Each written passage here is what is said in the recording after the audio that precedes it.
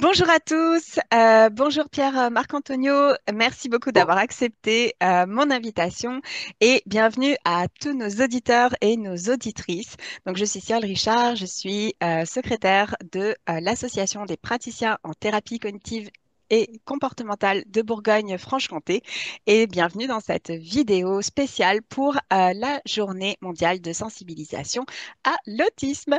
Donc, Pierre, merci encore d'avoir accepté de participer à cette vidéo. Est-ce que tu pourrais te présenter? je me présente. Je m'appelle Pierre Marc-Antonio. Je suis diagnostiqué autiste à l'âge de 23 ans en 2013 dans un CRA de Lyon. Lors de mon avant-dernière année d'études dans le cinéma d'animation à Bellecour École à Lyon.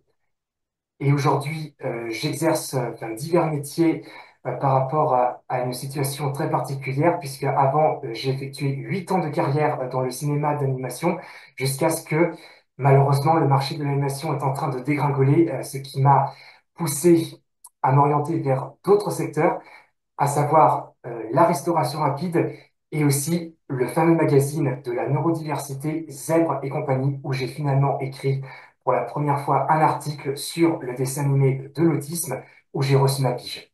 Je suis aussi membre de diverses associations. J'ai été membre jusqu'à présent du SPCH avec Richard Thompson, et je suis aussi membre d'une organisation mondiale qui s'appelle ION Institute of Neurodiversity, grâce à laquelle j'ai pu participer pour la première fois à une séance visio de l'ONU lors de la Journée mondiale de l'autisme l'année dernière. Je suis aussi membre de beaucoup d'autres associations, et je suis surtout cofondateur du GEN Autisme, le verger de l'altérité, qui est basé dans le nord de la Charente, plus exactement à Tusson. Cette structure, qui n'est pas une structure médico-sociale pour être plus précis, a existé depuis 2019. Génial. Et est-ce que tu serais d'accord de nous parler un petit peu plus justement de ce que tu as pu mener comme projet, que ce soit quand tu étais justement dans l'animation ou que ce soit là pour la revue justement, ou même dans tes activités associatives? Je vais commencer par le milieu professionnel. Tout d'abord, j'ai effectué une carrière plus exactement d'infographiste layout dans le cinéma d'animation, au cours de laquelle j'ai participé à la production d'innombrables séries animées, à savoir Les Mystérieuses Cités d'Or, qui a finalement fait l'objet d'une exposition au musée de la BD, où j'ai trouvé mon nom parmi les 200 artistes qui ont participé à la production, le jour le plus glorieux de ma vie, je l'avoue. Ah, super. Et puis, bon, moi qui suis une fille des années 80, Les Mystérieuses Cités d'Or, ça fait partie un petit peu des classiques de mon enfance et probablement de beaucoup d'autres également de la même génération. Donc, good game. Et autre détail très croustillant dans cette série animée en question en layout, la séquence la plus populaire, c'était le baiser d'Esteban, que j'ai fait justement en layout, et qui a déclenché un phénomène chez les fans, une certaine admiration et un enchantement sans pareil. Super, bravo. Et pour les autres, justement, pour les autres projets que tu as pu mener, est-ce que tu peux nous en parler? Parmi les autres projets auxquels j'ai participé, ce sont toujours des séries animées bien Mhm, entendu, il existe la deuxième saison de Arthur et les enfants de la table ronde. mhm. Il y a également Grabouillon, Nos voisins les pirates et Gigantosaurus. Ok. Et qu'est-ce que tu faisais justement sur ces différentes séries que, pour le coup, j'avoue, je ne connais pas? Toujours la même mission, je fais du layout, c'est plus exactement de la mise en scène par ordinateur, un processus qui intervient entre le storyboard et l'animation. Il s'agit donc de la mise en place de la caméra par ordinateur sur une scène virtuelle en 3D. Ça dépend aussi du parti pris artistique d'un projet. S'il y a un mélange entre la 2D et la 3D, le plus simple, c'est que je place les personnages et les accessoires en 3D, la caméra également en 3D. Le reste, tout ce qui est de l'arrière-plan, le décor qui est dessiné en 2D, il s'agit d'un placement de calque en arrière-plan en plusieurs couches. D'accord. Ok. Et pour ce qui est maintenant de ta deuxième partie de carrière, alors comment est-ce que ça se passe pour toi? Comment se passe la transition? La deuxième partie de carrière s'est déroulée de manière totalement inattendu. C'était dû à une nouvelle très fâcheuse que j'avais reçue par mail de la part d'un ancien directeur, enfin de mon ancien directeur du studio, m'annonçant que le studio partenaire qui était censé fournir nos activités s'est retrouvé en redressement judiciaire, ce qui a provoqué un gel des activités. Et ça est tombé au pire moment pour deux raisons.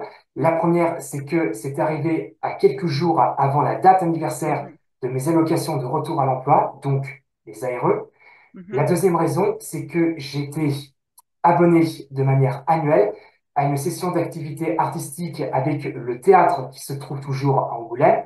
Le théâtre dans lequel j'effectue diverses activités artistiques, à savoir bien sûr le théâtre, mais aussi le chant, la danse, la comédie musicale, ainsi que le doublage. Ce qui fait que j'étais censé produire trois spectacles chaque trimestre environ jusqu'à la fin de la saison culturelle, soit au mois de juin.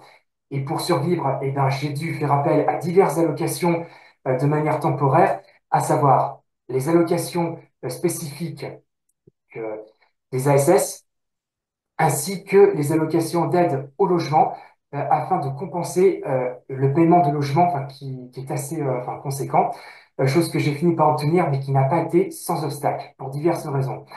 Les aides aux allocations du logement, eh ben, tout d'abord, c'est parce qu'en fait, ça a été versé à l'agence de location, alors que de base, c'était censé me verser directement, ce qui fait que pendant 2 mois, bah, en fait, j'ai dû payer la totalité des allocations et que ça n'a pas été tenu en compte, alors que c'était censé soustraire justement le loyer chaque mois. mhm, La deuxième raison, cette fois-ci, c'est pour les ASS.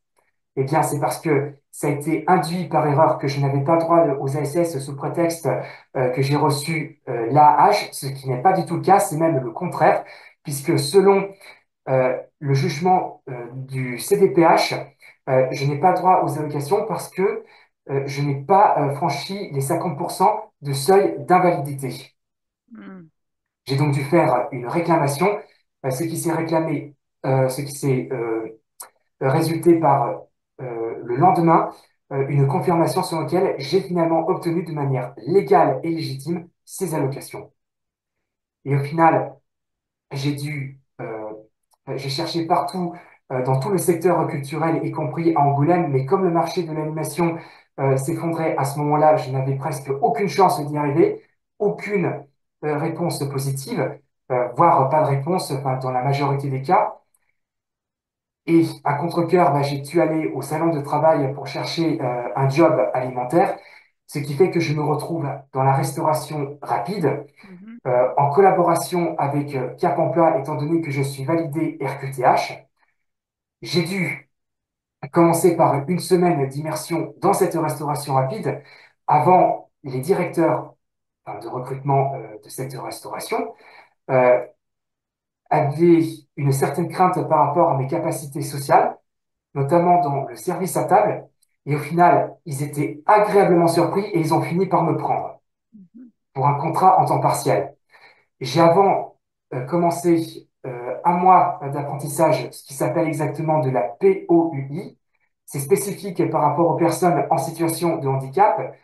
Un mois d'apprentissage où j'ai été grassement payé, grâce auquel j'ai pu souffler, pour une fois, et que j'ai pu succéder à un CDI à temps partiel, donc un contrat d'actualité en plus.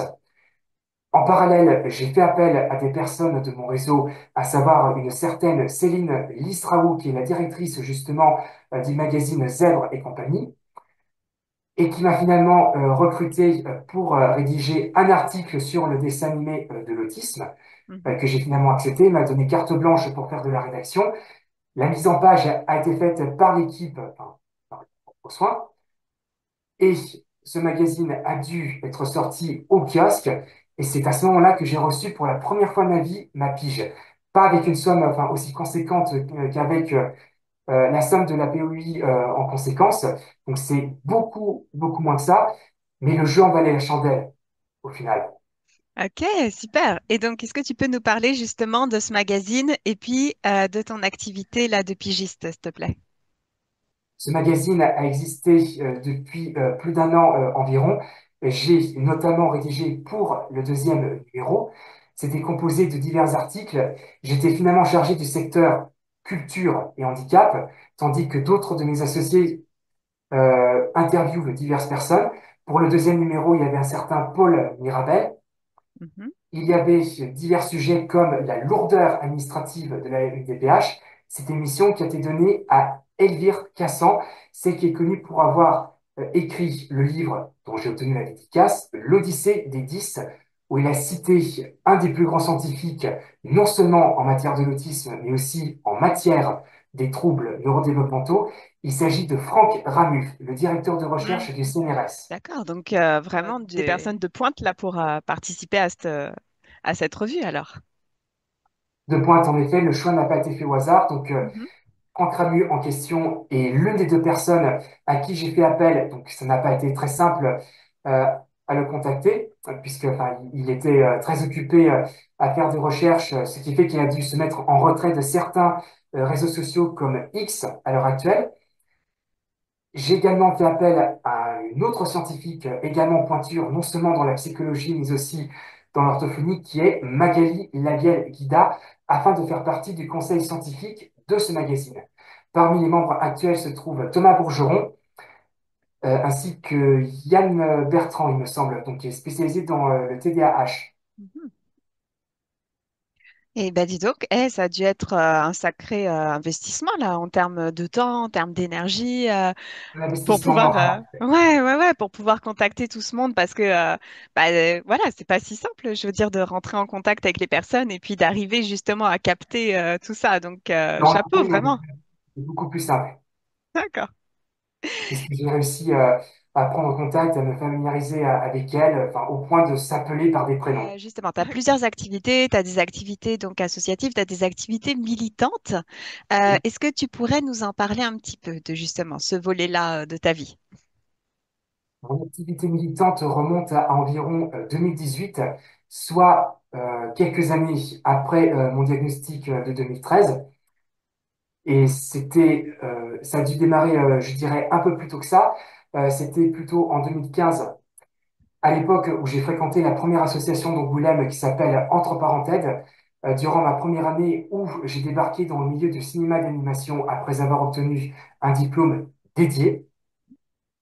Et petit à petit, je me suis mis à fréquenter des associations telles que Autisme France, dont je ne suis pas membre, association qui a lancé un événement à Nice pour le congrès en 2018, puis en 2019 avec le congrès Autisme Europe cette fois-ci, où j'ai fréquenté et rencontré beaucoup de personnes, les scientifiques, les parents, même des femmes autistes dont on entend rarement parler. Enfin, bien sûr, c'est progressif ces dernières années avec la fameuse Julie Dachet et autres, enfin, autres autistes qui s'avèrent être chercheuses comme Adeline Lacroix. Et ensuite, j'ai dû m'associer à diverses associations. Et en 2019, j'ai fréquenté une certaine Christelle Durand-Larieux qui cherchait à fonder une association qui n'est pas une association gestionnaire. Ça, elle se l'est interdit pour des raisons de principe, enfin, selon les lois internationales. Enfin, c'est une façon de parler, bien sûr. Lorsque je me retrouvais dans le salon de l'AA10, donc Association des personnes 10, elle m'a proposé de faire partie de la cofondation de l'association du jeune autisme, le verger de l'altérité, une création qui s'est déroulée d'une part à Saint-Freigne, mais puisqu'il y avait une sorte de dispute avec le maire, l'association a dû déménager vers une autre commune au nord de la Charente qui s'appelle Tusson, qui s'est produite finalement. Nous avons fait une ouverture officielle en présence des personnalités politiques, à savoir Marie Pragou, qui est la présidente à la fois de la NDPH et qui faisait partie des écologistes. Il y avait aussi la sénatrice socialiste qui s'appelle Nicole Bonnefoy.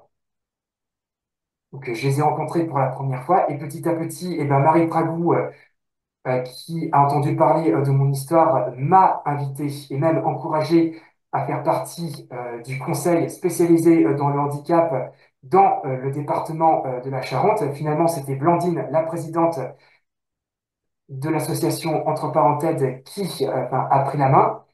Tandis que moi, ben, j'étais occupé à faire mes activités enfin, et à faire mon métier dans le milieu culturel, en sachant que c'est un statut d'intermittent du spectacle à l'époque, jusqu'à ce que, enfin, je l'ai dit tout à l'heure, ben, le marché s'éclate en lambeaux. Justement, pourrais-tu nous parler un petit peu du GEM? Parce que c'est vrai que, j'allais dire, historiquement parlant, les GEM sont censés être des structures justement qui sont autogérées, voilà, à destination d'un public particulier et tenu par les personnes concernées. Mais c'est vrai que tu me corrigeras peut-être si tu as un autre vécu, mais c'est vrai que mon sentiment est qu'en France, ce beau projet-là, c'est un peu trouvé détourné avec finalement une bonne partie des gemmes qui sont plutôt gérées, comme tu disais, soit par des associations gestionnaires, soit par voire des hôpitaux. J'en ai connu aussi comme ça. Là, pour le coup, votre gemme à vous respecte justement cette première philosophie qui était que ce soit les personnes concernées qui l'autogèrent en fait et qui puissent justement faire un vrai groupe d'entraide mutuelle et pas quelque chose qui soit plus hiérarchique avec des soignants, des éducateurs qui chapeautent les choses. Alors, voilà, je résume mon propos. Est-ce que tu pourrais du coup nous parler de vos activités au GEM et de comment cela se passe? Il s'agit effectivement d'un gène autisme, le verger de l'altérité, Mhm, géré exclusivement par des autistes pour des autistes. Jusqu'à présent, à l'unanimité, nous recevons des personnes autistes verbales mhm, avec lesquelles nous partageons diverses activités, alors qui n'est pas réellement de la pérédance, mais qui aurait pu l'être, de manière indirecte, avec de multiples activités, à savoir le tournage sur bois. Nous avons fait des ateliers de sculpture, des ateliers informatiques, et nous disposons également d'une ferme, d'un jardin sensoriel, et nous avons conçu ce concept à travers le prisme de la neurodiversité. C'est une façon de faire une opéra danse, enfin, encore une fois de manière indirecte, mais qui n'a pas été précisée, c'est une façon de s'entraider avec ces activités multiples. Il y a aussi enfin, de la promenade norvégienne et autres activités spéciales. Il y a aussi une activité à laquelle j'ai énormément contribué. Il s'agit de l'atelier théâtre où nous avons produit un spectacle, mais qui s'avère être un débat entre les autistes et un autre personnage, qui est un personnage principal, de manière surprenante, qui est un robot qui s'appelle Nao. C'est un d'accord. robot d'accompagnement spécialisé dans l'accompagnement des autistes. Il a été spécifiquement programmé avec des paroles de théâtre déjà rédigé à l'avance. Bon, c'est vrai que c'est un niveau totalement amateur que nous avons fait, mais qui n'était pas sans avoir ébloui le public. Enfin, Mm, très petit, puisque c'était un petit village de Tusson, mais l'éblouissement était au rendez-vous. mm. Eh ben, là encore, ça a dû être un sacré travail là aussi, parce que Un même si, travail, nous avons investi moralement ouais, avec une intensité inégalée. Et encore une fois, ben, je le confirme, il n'y avait que des autistes qui gèrent cette structure en question, le Verger de la Vérité. Nous nous sommes interdits de confier la charge à une association gestionnaire pour des raisons de principe selon ce que j'appelle la désinstitutionnalisation évoquée par la Convention de l'ONU et aussi selon d'autres principes de l'autonomie par la Charte européenne des droits de l'homme. ouais. Et je réinsiste dessus. Je trouve que c'est justement super important qu'on puisse revenir justement à la première philosophie des GEM qui est voilà, groupe d'entraide mutuel et pas groupe chapeauté par autre chose. Non, c'est pas du tout un groupe enfin, qui se fait, euh, enfin, qui se fait superviser par des personnes issues du milieu administratif ou de la Mm, gestion. Bah, ça non plus, ça fait pas partie enfin, de notre code. Nous voulons agir directement sur le terrain avec justement des personnes concernées, voire légitimes, étant donné que ce sont des personnes autistes qui vivent l'autisme. Une mm, expérience tout à fait propre. tout à fait. Dis, tu évoquais justement, tu évoquais justement l'ONU et ça, c'est un des points que j'aurais aimé aborder aujourd'hui, justement, c'est ton expérience de prise de parole pendant la journée mondiale de sensibilisation à l'autisme 2024.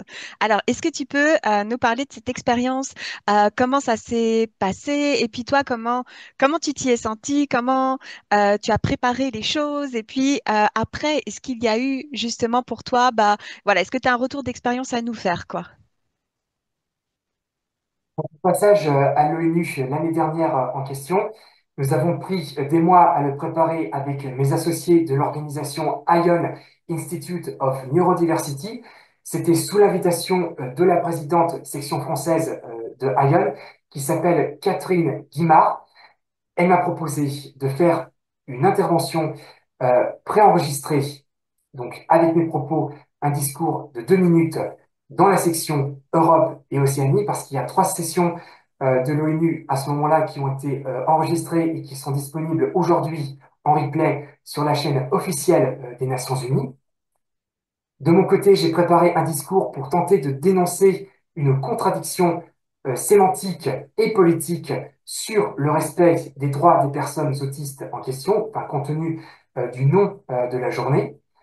J'ai dénoncé un certain paradoxe et aussi un vocabulaire jugé autrefois paternaliste et infantilisante par l'ONU due au compte-rendu du rapport enfin, qui s'est produit en 2021, dont j'ai regardé le replay justement.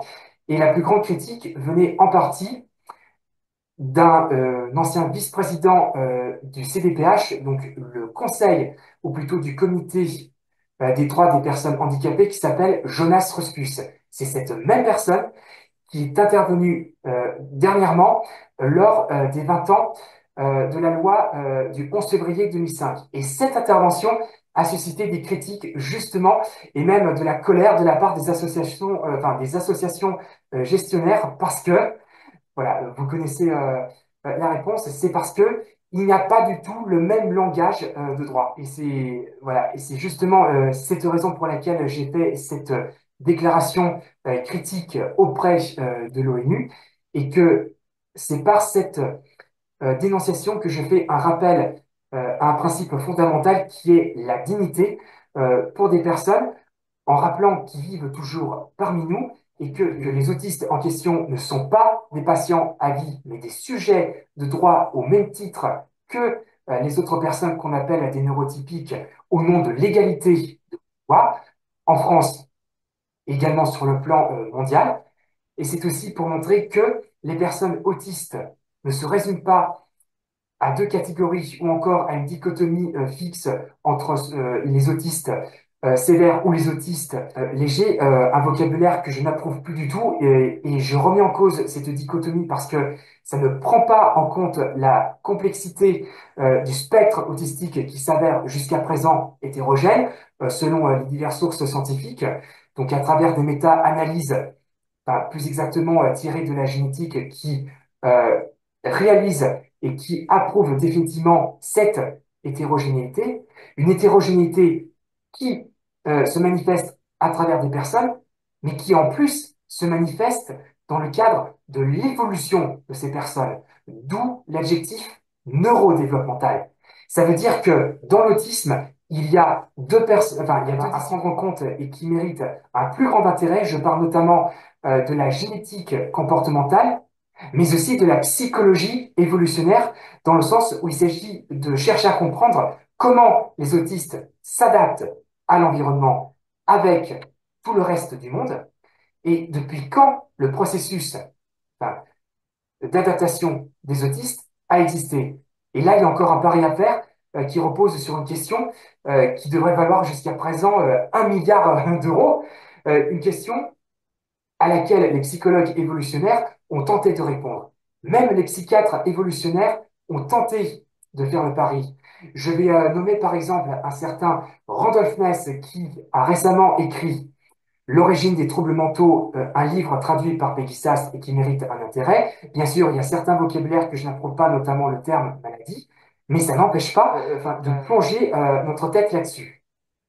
Ensuite, vous avez la psychologie évolutionnaire avec un des grands chercheurs de l'autisme qui s'appelle Simon Baron-Cohen Mhm. et qui a récemment rédigé un livre qui n'a toujours pas été traduit malheureusement, mais qui s'appelle The Pattern Seekers, les chercheurs de structure, encore une fois, qui ont suscité un intérêt de Peggy Sastre, qui a rédigé un article assez élogieux pour Le Point, et qui montre le processus de coadaptation des autistes à ses congénères depuis 70 000 ans, un processus d'adaptation qui pourrait s'expliquer en partie par un mécanisme de surmécanisation au détriment, de manière relative, des habilités sociales. Mais une habilité qui ne se résume pas à un déficit, mais à des difficultés qui peuvent être compensées de plusieurs manières possibles, notamment avec les TCC qui connaissent, des TCC de troisième vague et qui sont plus encourageantes et qui ne laissent pas indifférents aux militants autistes, à part l'ABA. Je vais parler notamment d'une thérapie, enfin, justement, tu l'as évoqué, les TCC de troisième vague, il y en a une que j'ai mis en pratique avec une de tes consoeurs. J'ai pratiqué une thérapie basée sur la compassion qui s'appelle plus exactement la TFC. C'est une thérapie de troisième vague lancée par un psychologue britannique du nom de Paul Gilbert et qui a été popularisée par Marie Ribel.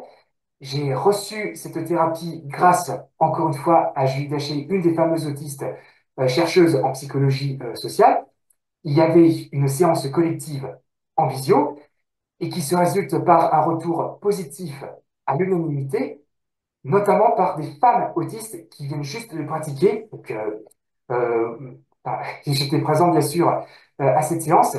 Et bon, ma vigilance était restée de mise, mais ça m'a agréablement surpris dans le sens où j'ai pu chercher enfin, le fond de ce processus de la TFC.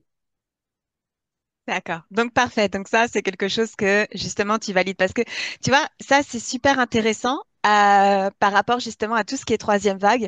C'est-à-dire que c'est vrai qu'on a eu beaucoup de développement autour de tout ce qui est mindfulness et puis justement tout ce qui va être technique autour de la pleine conscience et autres. Et puis finalement la compassion, j'ai l'impression que on n'en parle que vraiment très récemment et que c'est peut-être un petit peu moins connu justement que tout ce qui va être autour de la pratique de la pleine conscience. Alors que finalement, la pleine conscience, bah oui, ça peut faire des très bonnes choses avec les personnes bah, qui sont répondantes, mais ça ne peut pas forcément être la réponse unique. C'est pour ça qu'il Euh, y a toujours une hétérogénéité mm, de profils autistiques. Ça me fait rappeler à la fois où j'ai assisté à une conférence à la Cité internationale scientifique à Paris, avec encore une fois Franck Ramu, qui nous a fait une remise à jour des données enfin, de l'ABA, montrant que en fait, cette thérapie ne marche pas systématiquement pour tous les autistes. Ce qui explique enfin, pour de bon l'hétérogénéité et ce qui encourage l'emploi à diverses techniques de la thérapie de troisième vague. Mais il n'y avait pas que ces thérapies en question. Il y a aussi deux autres méthodes qui, encore une fois, ne laissent pas indifférents aux militants autistes. Ça, je l'ai appris dû à la lecture d'un dernier ouvrage de Thomas Bourgeron qui s'appelle Des gènes, des synapses, des autismes, paru aux éditions Odile Jacob, où j'ai fait la connaissance de Jasper et de Pat, dont l'efficacité ont été démontrées par des méta-analyses. Chose encourageante. ok, super. Je pense que ça va être super intéressant pour nos auditeurs, auditrices, parce que je suis sûre qu'ils vont découvrir plein de noms. Moi, je l'avoue, je le dis, la psychologie évolutionniste, je connaissais pas spécialement, et c'est au travers justement de nos échanges que j'ai pu commencer à regarder, à me rendre un peu familière de ça. Donc voilà, donc je le dis honnêtement, et je pense parce que je pense que voilà, que ce qui peut me concerner moi en tant que psychologue, voilà, le fait que je puisse découvrir d'autres choses et ben, je pense que ça peut aussi concerner les personnes qui nous écouteront et qui peut-être vont entendre les différents noms que tu cites et se dire, tiens, ça m'intéresse et j'ai envie d'en apprendre plus. Donc, vraiment, merci pour ce partage parce que ça va être enrichissant pour tout le monde.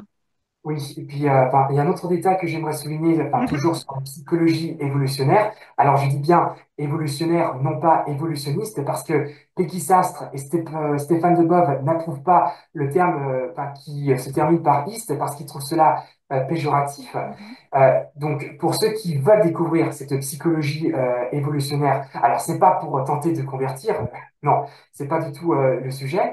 Enfin, d'ailleurs, ça a été expliqué enfin, par Stéphane Debove lui-même à travers la vidéo que j'ai récemment regardée. C'était une dernière vidéo de sa série sur les tentatives de critique de la psychologie évolutionnaire, mais qui en fait répond sur des bases solides et qui tente de comprendre comment certains comportements, y compris l'autisme, peuvent être façonnés par la sélection naturelle et pourquoi l'autisme, en tant que processus, arrive à se perpétuer et enfin, à se reproduire au fil des générations, voire depuis des millénaires, ou encore, si j'ose dire, depuis la nuit des temps, puisque je fais le pari que la neurodiversité est un processus on peut plus naturel enfin, depuis que enfin, l'humanité existe, depuis que monde est monde. Bah, merci pour ces précisions, du coup. On a parlé de tes activités récentes et tout ça. Est-ce que tu serais d'accord de nous parler un petit peu bah, de tes projets pour le futur? Est-ce que justement tu as des idées? Est-ce qu'il y a des choses qui s'en viennent pour toi? Alors, si tu as le droit d'en parler, parce que tu as le droit de dire non, pas de spoiler, et ce sera totalement valide, hein. Bien sûr, et bien pour le futur, je continue au sein du magazine de la neurodiversité Zèbre et compagnie. Nous avons prévu que je fasse un autre article sur la bande dessinée, 8 bandes dessinées sur les différents troubles psychiques et neurodéveloppementaux, tout confondus. Un de chaque, différent.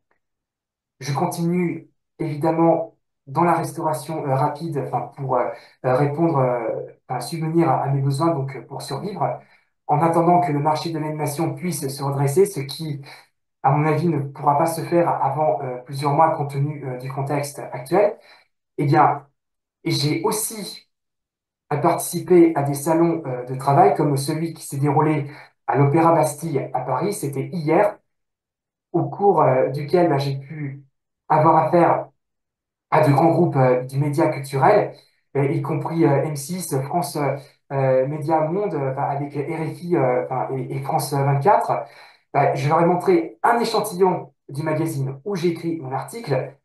C'est autant vous dire que ils ont été émerveillés non seulement par le graphisme de ce magazine, mais aussi par la mise en page de cet article. Il y en a plein qui se disent, oh mais je connais ce court-métrage, oh là là, c'est fabuleux, c'est merveilleux. C'était enfin, un enchantement sans pareil, encore une fois. Bon, enfin, le résultat ne s'est pas conclu par OK, on vous engage. Enfin, dans la majorité des cas, on me dit OK, bah, merci pour ce CV enfin, très encourageant, et bah, bravo pour votre courage enfin, et votre adaptation. Donc, enfin, évidemment, vous avez précisé le contexte. Nous vous contacterons dès qu'un poste sera libre, etc. Puisqu'il y avait déjà une liste de métiers et des entreprises qui étaient présents à ce salon. C'était sur un fichier PDF qui était diffusé par un QR code qui devait être activé par téléphone depuis l'entrée. Mhm. Écoute, super. Et puis, on va croiser les doigts pour la suite, que ça puisse justement se Ah oui, débloquer. Dis, j'aimerais revenir sur, si t'es OK, j'aimerais qu'on revienne sur quelque chose que tu as dit précédemment, c'est-à-dire par rapport à toutes les difficultés administratives qu'on peut rencontrer. Alors, j'allais dire déjà qu'on peut rencontrer nous tous pour commencer, mais qu'on rencontre, je pense, avec d'autant plus peut-être de difficultés ou en tout cas qui peuvent paraître d'autant plus compliqué à comprendre ou à suivre lorsque justement, bah, lorsqu'on est, voilà, lorsqu'on fait partie de la neurodiversité. Est-ce que tu serais OK justement de parler un petit peu bah, de ces différentes difficultés, puisque ça fait partie aussi des choses que vous adressez vous dans votre groupe, et puis si tu as des suggestions aussi peut-être d'amélioration, ou en tout cas, voilà, des suggestions qui pourraient faciliter la vie de tout le monde, bah, n'hésite pas, je pense que tout le monde sera preneur là. et ben, pour faciliter un peu la vie des autistes de manière globale, bah, la première difficulté, ce n'est pas une surprise enfin, pour personne en tout cas, c'est l'école. Mm. Déjà, il faut un accès au diagnostic le plus tôt possible dans les périodes de 2 ou 3 ans. Et justement, bah, ces deux pratiques, PACT et Jasper, sont des méthodes adéquates pour permettre aux autistes non seulement d'être diagnostiqués, mais aussi accompagnés par des parents, parce que les parents peuvent se former à ces techniques de manière plus accessible, plus facile et plus efficace qu'ABA. C'est Mhm. déjà bah, conclu par des méta-analyses, comme j'ai évoqué tout à l'heure. Aussi, donc, c'est ce qui va permettre de faciliter l'accès à l'école. Donc, ça donnera plus de garanties. En même temps, l'école devra se plier à des exigences euh, internationales sur le droit à l'autonomie, mais aussi sur la vie en communauté. Je vais citer pour cela l'article 19 de l'autonomie de la Convention de l'ONU et l'article 24 de l'éducation pour permettre à tous les enfants, quel que soit le profil biologique, d'accéder à l'école. Ce qui implique le fait de placer non seulement tous les enseignants disponibles, mais aussi enfin, les psychologues, les psychothérapeutes, les ergothérapeutes et les orthophonistes, à condition qu'ils soient financés par le ministère de l'Éducation pour plusieurs raisons. Déjà pour des raisons de principe d'égalité, pour des raisons financières, parce que ça coûte beaucoup moins cher et que c'est beaucoup plus efficace euh, enfin, que les coûts administratifs dans des structures médico-sociales. Ça s'est résulté à plusieurs reprises et ça a été maintes fois constaté, en particulier depuis le débat houleux que j'avais obtenu lors du visionnage en avant-première du reportage de Zone Interdite par Ophélie Meunier sur le scandale des IME, un scandale euh, qu'avait vécu un de mes associés de l'Inclusion Ensemble, Olivier Paolini. C'est un ancien éducateur spécialisé qui aujourd'hui est devenu un lanceur d'alerte alors qu'il est pour l'ONU. Et aussi, bah, c'est pour des raisons d'innovation scientifique. Parce que plus on permet à des autistes d'être intégrés à l'école, et plus ça va stimuler la recherche dans les sciences de l'éducation avec un certain Kevin Rebecci, bah, qui est plus populaire en la matière, donc qui est connu pour avoir rédigé bien sûr divers tomes de traduction des enfants autistes sur les différents psychiatres très connus comme Hans Asperger, Grunia Sokareva, mais aussi Georges Frankl et Annie Weiss, etc. Mais ça veut dire que si on met les autistes dans la vie active, dans la vie plus exactement ordinaire, Mhm. au même titre que tout le monde, même chez les neurotypiques majoritaires, on leur rend la dignité systématiquement. On les considère comme des êtres humains et plutôt comme des membres de l'espèce humaine qui évoluent d'une certaine manière, nous l'avons dit, pas de la même façon que les neurotypiques compte tenu de la neurodiversité. Ça a été justifié à plusieurs reprises dans la génétique, puisque, comme disait Adeline Lacroix, la diversité, ce n'est pas une exception, c'est la règle. Mhm. Suivons cette règle, pour une fois. Tout à fait. Et oui, et tu as raison effectivement de pouvoir rappeler les enjeux autour de l'éducation parce que effectivement, la première étape pour garantir justement une égalité des droits, c'est effectivement le fait de pouvoir tous être instruits déjà au même endroit sur le plan géographique, mais également de pouvoir recevoir les mêmes niveaux d'instruction. Et puis, parce que par la suite, ça ouvre les portes à toutes sortes de droits autres, Oui.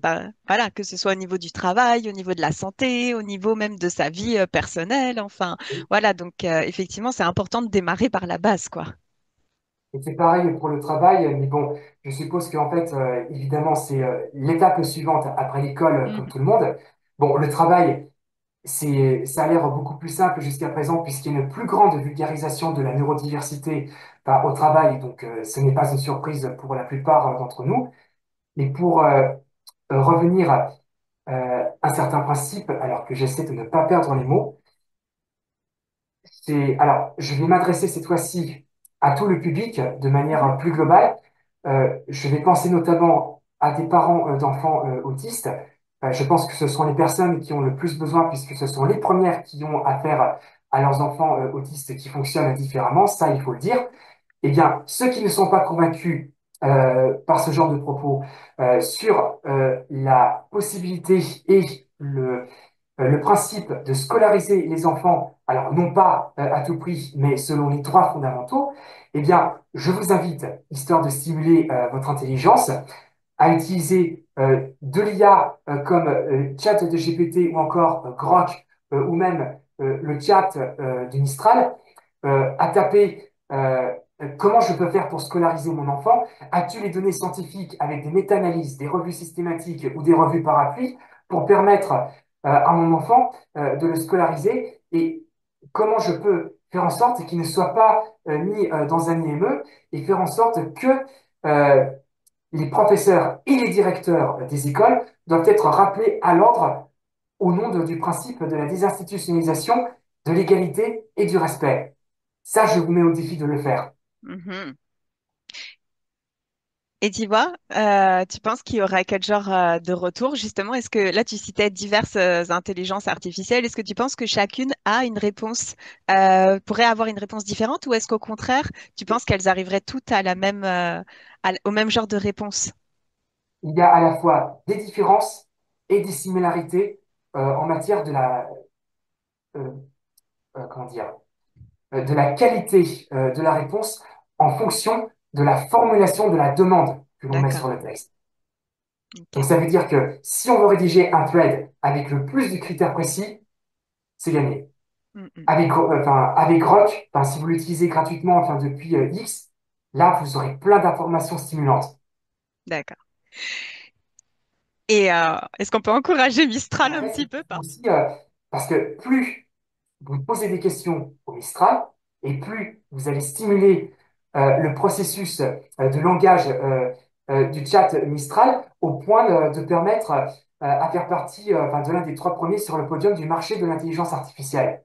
Si vous vous engagez à le faire, enfin, si vous vous lancez dans la course pour lancer pas mal de demandes enfin, sur un Mistral, vous pourrez peut-être finir par dépasser Grok Oui, d'Elon voilà. Musk. Lançons-nous, effectivement, on pourra stimuler l'intelligence artificielle.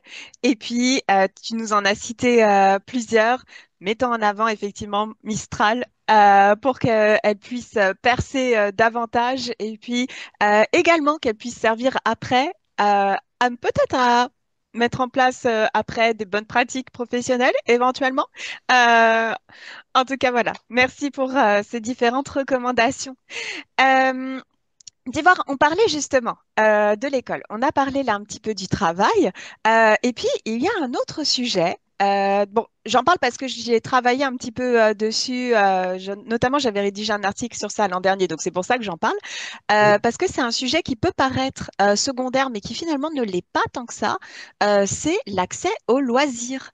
Parce que justement, pour la petite anecdote, j'avais fait donc un article sur l'accès aux vacances et tout ça, et je m'étais rendu compte que finalement, eh ben, il y avait justement pas mal de chartes avec des bonnes pratiques justement pour accueillir des personnes, que ce soit des personnes bah, voilà, neuroatypiques, ou que ce soit des personnes qui aient d'autres particularités, voilà, sensorielles, motrices, enfin voilà, mais que finalement, c'était pas si connu que ça, y compris dans le secteur du tourisme, et qu'en plus de ça, bah, quand c'était connu, et bah, c'était pas, alors des professionnels, c'était pas forcément connu du grand public, et c'était pas si facile non plus bah, de s'y retrouver. Pour la petite anecdote, par exemple, la SNCF a justement mis en place pas mal de choses pour accompagner les voyageurs qui ont un trouble du spectre de l'autisme. Tout ça, c'est bien sur le papier, mais en fait, quand on va sur leur site, eh ben, il faut vraiment bien, bien, bien chercher pour retrouver toutes les infos. Alors, elles y sont, mais c'est compliqué. Toi, de ton côté, long story short, est-ce que tu as justement bah, vu des choses de ce côté-là? Est-ce que c'est des sujets sur lesquels soit toi, tu as travaillé, soit sur lesquels bah, d'autres de tes collègues ont pu réfléchir? Et puis, est-ce que, pareil, est-ce que toi, en tant que particulier, par exemple, tu aurais bah, des retours d'expérience ou des suggestions à faire à ce sujet-là? Alors, quand il s'agit d'évoquer le défi d'aller en vacances enfin, pour les personnes autistes, bah, déjà, ce que je conseille à tous, c'est de réfléchir à la notion de centre de vacances spécialisé. Sur Hmm. quoi, sur quels critères ces structures sont spécialisées? Et si il y a un défaut de langage à partir du moment où on veut faire en sorte que les autistes puissent aller en vacances, mais pas spécialement dans des centres, mais pour qu'ils puissent voyager partout dans la plus grande aisance possible. Ça rejoint un petit peu la difficulté d'établir, par exemple, le code de la route pour ceux qui veulent partir en voiture tout seuls, en fait, pour un nombre croissant d'autistes qui veulent voyager quelque part. Il y a justement un article qui vient de sortir, dont j'ai un aperçu par le story de l'une de mes associées, Céline Nisraoui, sur Instagram. Donc, ça contient juste le code de la route. Alors, ça, c'est une étape du voyage, mais ça rejoint en grande partie enfin, une certaine partie enfin, du processus du voyage enfin, pour les autistes, en fait. Mhm. Là aussi, bon, c'est un sujet que je maîtrise de moins. Néanmoins, je vais mentionner une partie de l'histoire du film Un petit truc en plus réalisé par Artus. Euh, un aspect de l'histoire qui me semble problématique dans le sens où il y a un bus euh, qui transporte enfin, les personnes possédant certaines conditions mentales ou neurodéveloppementales dans un centre, dans une espèce de manoir totalement isolé, enfin, au cœur de la vallée. Voilà, c'est un centre pleinement isolé. Je me suis dit, mais pourquoi dans un endroit pareil? Mhm. Pourquoi ça peut pas être enfin, au cœur de la cité, un truc comme ça, en plein milieu d'un secteur, enfin, dans une mégalopole, etc. Et je me suis dit, mais pourquoi un centre spécialisé? Ça n'a pas de sens. Le but, c'est l'autonomie dans une vie ordinaire. C'est contradictoire. Tout à fait. Et on rappellera d'ailleurs justement le drame qui s'était déroulé il y a quelques années, mais pas si longtemps que ça.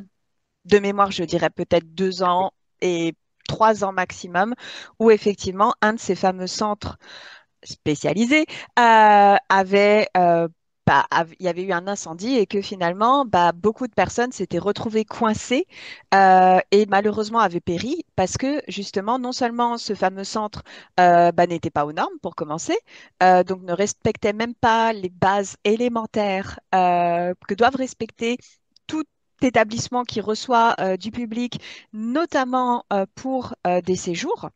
Et en plus de ça, eh bien, il s'avère que question accessibilité, ce n'était pas non plus aux normes et que les personnes s'étaient retrouvées littéralement prises au piège, en fait. Et je pense que c'est justement important de pouvoir rappeler ça pour dire que non seulement ces centres-là ne respectent pas forcément tout ce qu'il faudrait en matière de droit, en matière de respect, de sécurité, mais qu'en plus de ça, comme tu le disais un peu, c'est une forme de ségrégation aussi Oui, c'est même ça. dans le secteur des vacances, quoi. Donc voilà, on a encore beaucoup de choses à faire, y compris lorsqu'on veut partir en autonomie, mais aussi lorsqu'on a, par exemple, la possibilité de faire des voyages, que ce soit seul, que ce soit accompagné, quoi. Oui, bah, effectivement, tu viens justement de parler de ségrégation, donc une mention que j'aurais dû euh, enfin, dire plus tôt. Alors, en effet, la ségrégation, pour comprendre les enjeux, c'est que quel est l'intérêt de placer un autiste dans un lieu dit spécial sous prétexte qu'il est autiste, alors qu'il faut lui donner la possibilité de l'évoluer au même titre que les neurotypiques, alors évidemment pas avec le même type de fonctionnement, mais qui ne l'empêche pas d'évoluer, encore une fois, sous la notion de neurodéveloppemental, sous le cycle évolutif. Eh Mhm. bien, en fait, la différence est beaucoup plus floue et ne sera jamais aussi nette qu'on ne l'imagine. Déjà, avec cette sombre histoire de la dichotomie entre les autistes sévères et les autistes légers. Donc, pour revenir à cette structure qui a été incendiée donc, parce qu'il n'a pas respecté les normes, est-ce que il a respecté les critères d'accessibilité universelle selon les bases globales? Déjà, non. Non. Comment la direction ou la gestion a fait en sorte que cet incendie euh, voilà, ait pu voir le jour, c'est un pur scandale. Mhm.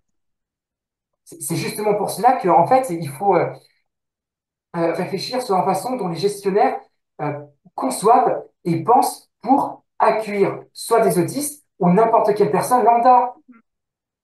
Tout à fait. Mais en fait, la gestion, elle doit concorder enfin, de manière interdépendante avec, avec tous les principes possibles, en fait. Il n'y a pas plus simple que cela. C'est Mhm. juste que quand on accueille une personne, parce que c'est une personne qui vit, on la respecte. enfin, on lui donne sa dignité systématiquement. Si une personne possède un critère, enfin, soit médical ou biologique, parce qu'il a une certaine difficulté, mais qui peut être compensé avec de l'accessibilité, que ce soit pour des personnes en fauteuil, enfin, des tétraplégiques, des sourds, ou encore enfin, des muets, eh ben, il y a des gadgets à fournir. En Mm, Irlande, c'est déjà du pain béni. mm. Parfait. Dis, alors, la majorité de nos auditeurs, auditrices, je pense, vont probablement être des professionnels de santé, puisque notre association, justement, regroupe essentiellement des psychologues, des médecins, des Oui. infirmiers, tout ça. Dis voir, si tu avais des conseils ou des préconisations éventuellement à fournir aux professionnels de santé d'une façon générale, quels seraient-ils? Pour les professionnels de santé, enfin, je suggère déjà de se pencher sur une multitude de méthodes de soins, à commencer par les TCC de troisième vague, pas simplement parce qu'ils sont modernes, mais Mhm, parce que leur pratique euh, leur efficacité est basée sur des bases solides et en matière d'efficacité, il faut réfléchir sur le niveau de hiérarchie des preuves. Donc, il faut savoir quelles sont les méthodes qui ont été le plus reproduites et qui ont été validées par des méta-analyses, des revues systématiques et des revues parapluies au maximum. Et est-ce que ces méthodes répondent correctement au principe de la dignité et au respect de ces personnes en question, dans le sens où on ne les considère pas spécifiquement comme des objets de soins à vie, mais plutôt comme des personnes, des sujets de droit au nom de toutes les déclarations françaises et internationales? Ça, c'est le premier conseil. Ensuite, euh, alors, que ce soit pour des professionnels de santé ou des personnes lambda, euh, enfin, je parle notamment des psychiatres, enfin, je ferai référence cette fois-ci à Hugo Bopp et à David Masson qui, alors, de manière encourageante, sont déjà assez en pointe sur les pratiques de la santé mentale. Ce sont parmi les personnes qui recommandent de la pérédance en santé mentale dans le cadre du rétablissement, donc une pratique qui est maintes fois encouragée non seulement par l'ONU mais aussi par l'OMS. C'était dû à des recommandations justement par l'OMS qui a été lancée en 1973, époque durant laquelle nos voisins, en particulier les Scandinaves, mais aussi l'Italie, l'Espagne et autres, eh ben, ils se sont penchés et ont développé une volonté politique intense pour permettre à des personnes de s'installer dans la vie ordinaire au même titre que tout le monde, en fait. Quel genre de volonté politique? Selon quels critères? Selon quelle base? Et surtout, selon quelle philosophie? C'est ça la question. Ça peut pas mhm. être plus simple.